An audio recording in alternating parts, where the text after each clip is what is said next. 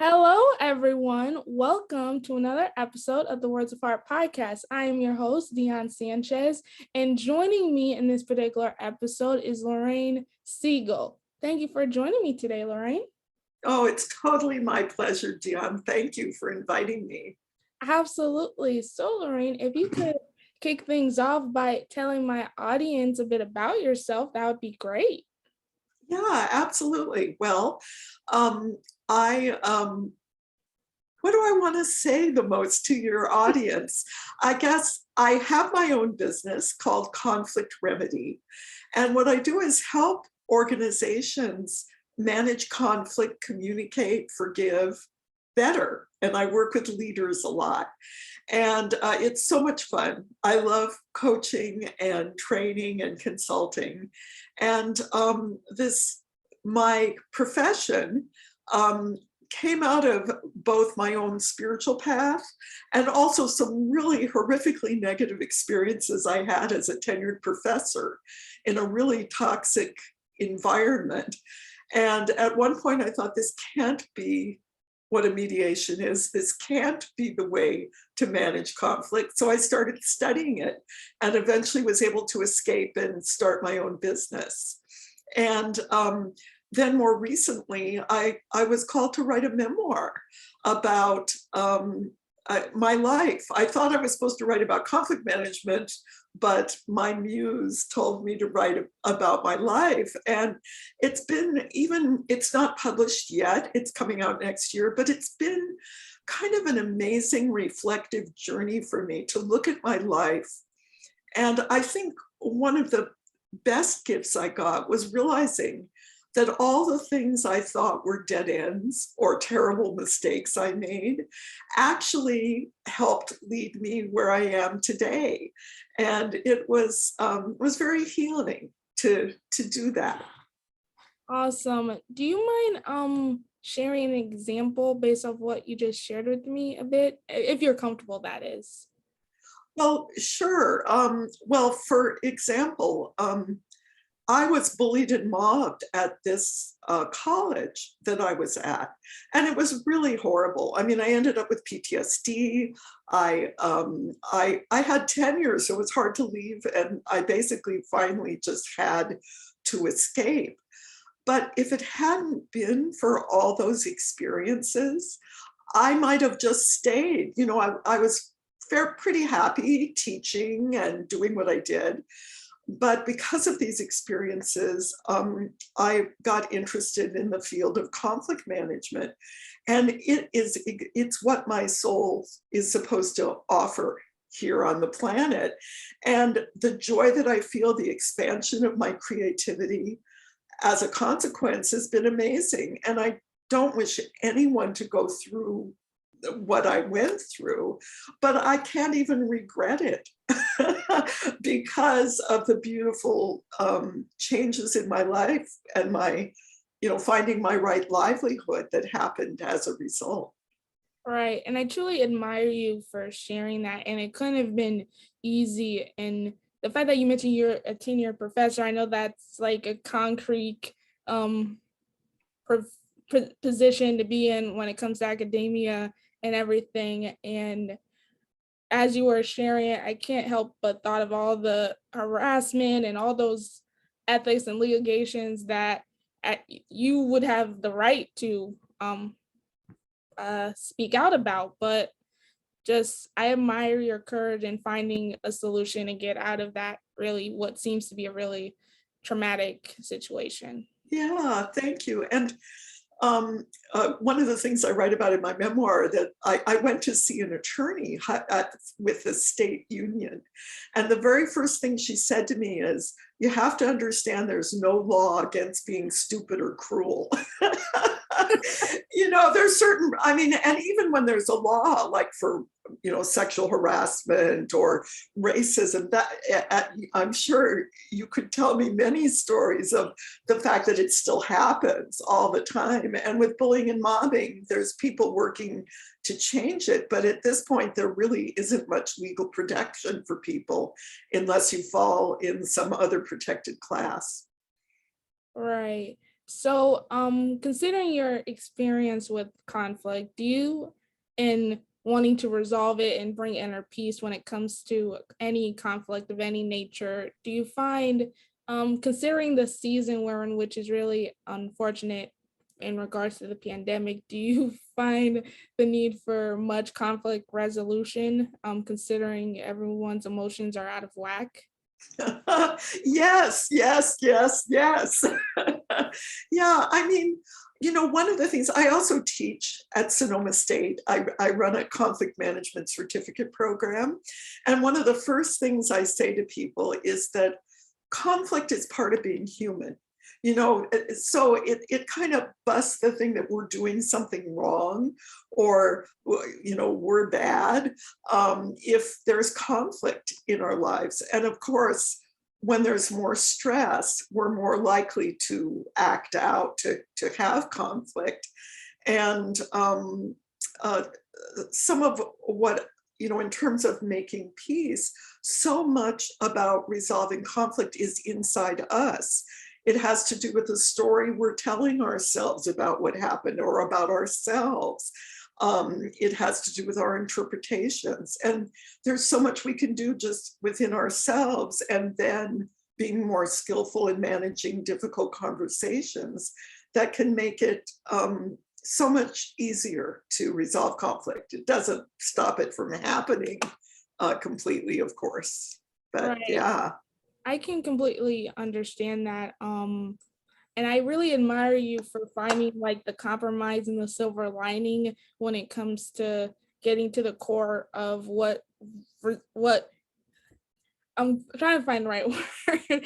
What resides, there's the word, what resides within our own inner turmoil, because it really is internal. And I, for one, consider myself to be a happy peacemaker type of person in regards to my personality, but I can understand having unresolved issues and anxieties and just not being able to handle any drama or stress when that comes into your life. Yes, yeah. And it's interesting. I got to create this 12-week program at the university. And I put things in like, what's conflict, how to have a difficult conversation, what's mediation, things like that, giving feedback. But I also put in um, stuff about the story you're telling, getting in touch with what that story is. I also put a week on letting go of grudges and resentments at work, because I discovered I had my own personal forgiveness path I was on, but I quickly realized that my clients weren't able to to move forward and resolve a conflict if they were holding a resentment or a grudge against that person. So so much of it is inside us, and that's a good thing, because that means there's a lot we can do without having to depend on someone else. Absolutely, because at the end of the day, it really depends on how you respond to the situation and how to overcome it. And I think there's this phrase where you forgive not the person, but just forgive for yourself to Absolutely. grow and to heal and to move on. That's exactly what it's about. And one of my most dramatic examples, which I also write about in the memoir, is that I was so angry at these people at my job for the horrible things they were doing, the injustices, the way they were trying to undermine me professionally and personally. And one day I walked out of my office in a rage. And I actually had the thought that I wanted to pick up a, a semi-automatic rifle and kill everyone in sight. And I don't have a gun, never would, never, ever would. And I scared myself terribly by the intensity of my rage.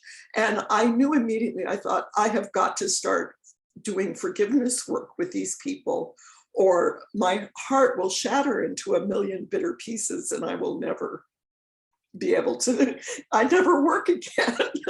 So I started my forgiveness work, a lot of it, by praying for all these people at my job who were doing terrible things for me. And just as you said, Dion, I did not do it for them. It wasn't like what they did was really okay. I did it for myself because I wanted to have a peaceful heart. I didn't want to be weighed down by this horrible rage and bitterness. That's not how I want to live my life. Absolutely. And that's not how anyone should live their life either. And people don't always understand it. They think that they can't forgive or they don't know how, and they don't realize what a heavy burden they're carrying. And it is about lightening your own load. That's really what forgiveness is about. Absolutely. And I'll be honest, there have been relationships in my life that I've had trouble forgiving the actions of that particular person, but with prayer and faith and knowing that at the end of the day, we're all human and we all are here together and no one should have to go through anything alone. And it's not my call to judge you and it's not them, they're called to judge me. So why would I want to be buried in that bitterness? So I do try to find the strength to forgive that person in order for me to heal and grow. Oh, well, I honor you for that because it's not easy to let go and to have the strength and courage and willingness, because sometimes it takes a while, as you know, it isn't like, oh, I forgive them and we're all done. It takes a while. Just to give you a little slight insight to me, I've already mentioned I'm an optimist and I'm a good person, but I'm also an empathetic and emotional person as well. And as much as I would like to say that people taking advantage of my kind nature doesn't affect me, it does. Yeah. And I could be just as cynical and disrespectful and just flat out harsh and a real Grinch. I'm quoting Christmas a bit now, but but I can't be a Grinch. I just though, as you mentioned, it's not easy to forgive and it definitely is not a quick fix, but the end result is worth it because you're a better person after those emotions have found a solution. Yeah. And I'm with you. I'm a pretty empathic person myself, and it's such a two-edged sword. I mean, it helps me so much with my teaching and my coaching to be able to enter into people's realities, to understand them, and even if their experience is different from mine. But it does make me more sensitive to things. I mean, I'll start vibrating too much at hearing the news or, feeling people's feelings, and I have to shield too. Yeah, because I'm practicing this myself. As much as I want to take someone's pain away, I don't have the power or the capacity to do that. No, So it still deeply affects me, obviously. Right. And the other thing that I've come to understand too is they may need that pain to move them to the next level, to, it might be part of their journey that's important, even though it's painful to witness. Right. Yeah. It's funny. I like to write. I have a podcast with my, not a podcast, excuse me. I have a blog with my business, and I write a lot. Well, I write about all kinds of things, but I wrote one called A Novel Approach to Building Empathy. And it's based on an article I read that said that people who read a lot of novels tend to be more empathic because they've entered into so many people's realities who are very different from them, that it expands their view of the world and their ability to connect with people. Right. Well, I'm going to get to the icebreaker segment of our show. Not that I'm not enjoying this conversation, because I absolutely am. But we've got to go on. Absolutely. Yes. Or else we'll be here all night. So I'll start with the icebreaker question. The icebreaker question may come easy to you because you're an author, but Oh, you're breaking up a little, Dion. oh, can you hear me? Can you hear me? Yeah, now I can again. Yes. I can hear you, but now my internet decides to go cuckoo. It's a good thing we're on to the icebreaker segment then. So I'll start with the icebreaker question then. As I was saying before everything went cuckoo, if you had to come up with a title or chapter for where your life is at this precise moment, what would it be? And if you could explain a little bit behind your answer, that would also be great. Life is imperfect but beautiful. Wow. I don't think I've heard that answer. Life is imperfect but beautiful. That's quite an answer, and I think a beautiful answer at that. Oh, I'm losing you, Deanne. Can you see me now? Lauren, are you there? My internet. Are you there? Can you see me? Can you see me? Oh, now you're frozen.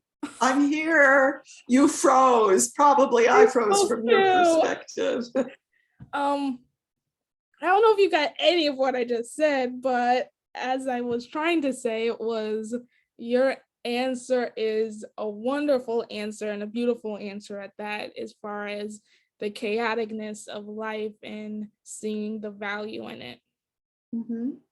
And it's also about expectations. You know, if I expect my life to be perfect and everything to unfold according to my plan, I'm doomed to despair and disappointment. And if I can just be grateful for all the blessings and kind of roll with the unexpected, that's aspirational on my part, but I do a lot better. Awesome. So let me get to the icebreaker game while we're still in internet safety waves. So the icebreaker game is called Song Association. You don't have to be an avid singer to understand this game. You could be a yodeler or a shower singer, and this game will still be fun. So how it works is I give you a word, and you can either sing it, rap it, yodel it, although I don't know how you would yodel any of these words, but anything is possible.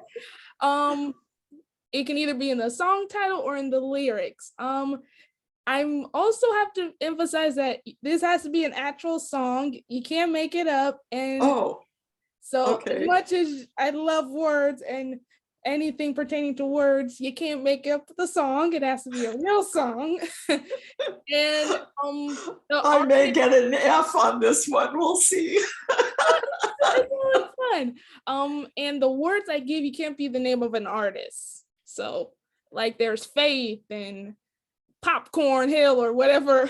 It can't be the name of an artist. I just gotta clarify. Oh goodness. All right.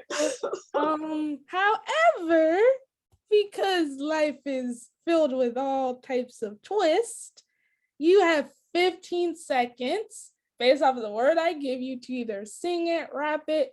It can be in the song title or in the lyrics. So the lyrics is your loophole, if you could think that far in the 15 seconds. But it's supposed to be a real song that exists, not something I'm just making up. It has to be a real song.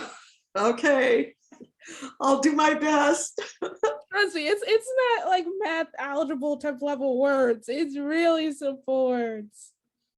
So the first word is heart. Do do do do do do do do do do do do do do do do do do da da da da da da da da. That's heart and soul. I don't know any of the words, but that's the tune in my slightly off-key way. That was a wonderful song, but you didn't get hard out before the timer went off, though. Did I break the rules without meaning to? No, you didn't break the rules, but you sung a song, which is an actual song, but you gotta find a way to get the word out before the timer goes off. Okay. That's All right. the thing. It's a wonderful song. So the next word is words.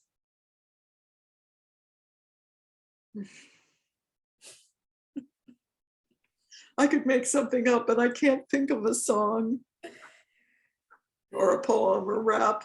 I mean, I really don't. No, I'm sorry. no, don't apologize.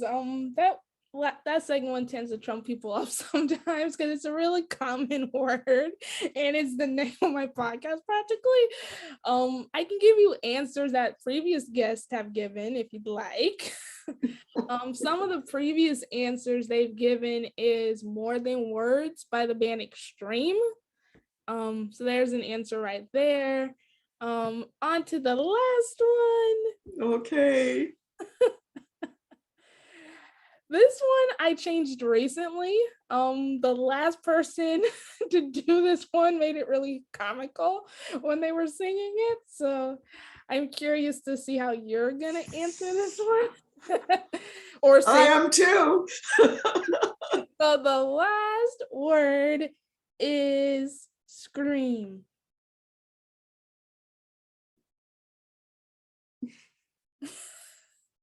I'm sorry. I got nothing. I don't know very many song lyrics. I'm sorry. No worries. You at least you at least did one, even though it was when the timer went off.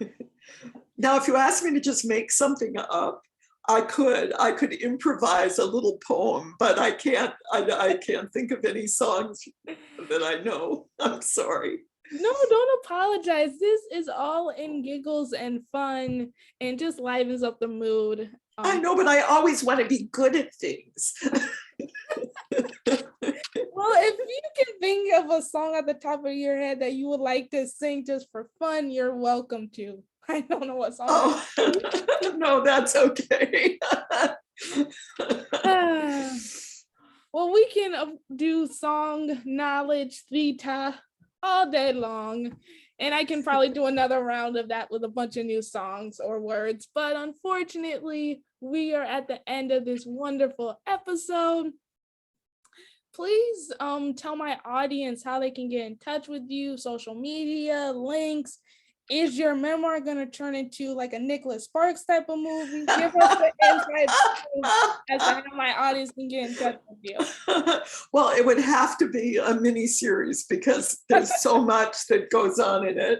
And I do have a little landing page to get updates, etc., about my memoir.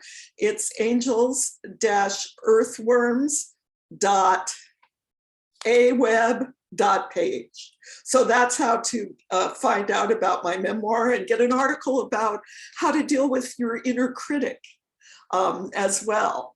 And if they're interested in my conflict management business, you can find me at conflictremedy.com and sign up for my blog posts if you like. Awesome. So I gotta ask, and maybe this is because it has earthworm in the title. Why earthworms? I know it's funny, and I'm actually going to put it on the back cover. It's from a therapy session. As I said, therapy session approximately 203, somewhere in the 70s. And I said to my therapist, but Abby, I didn't want to keep making the same mistakes over and over. I wanted to be an angel of light.